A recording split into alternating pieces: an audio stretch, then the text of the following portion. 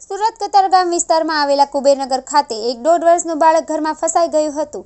આ અંગે ફાયર વિભાગને કોલ કરવામાં આવતા ગણતરીની મિનિટોમાં ઘટના સ્થળે દોડી જઈને દરવાજાના લોક તોડીને અંદર પ્રવેશ્યા હતા।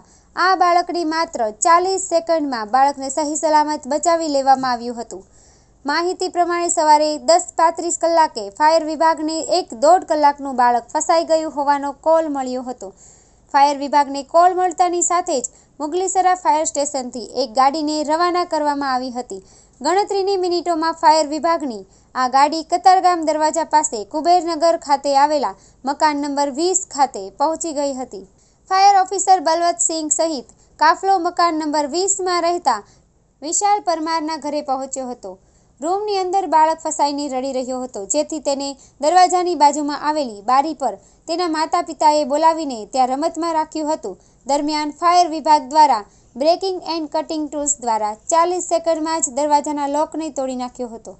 ફાયર વિભાગ દ્વારા દરવાજાનો લોક તોડી અંદર પ્રવેશી બાળકને સહી સલામત તેના માતા પિતાને સોંપાયું હતું।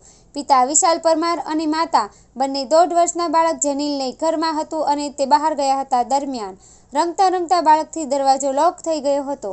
ત્યારબાદ તે રડવા લાગ્યું હતું, જેથી માતા પિતા ચિંતામાં મુકાયા હતા અને ફાયર વિભાગને જાણ કરી હતી।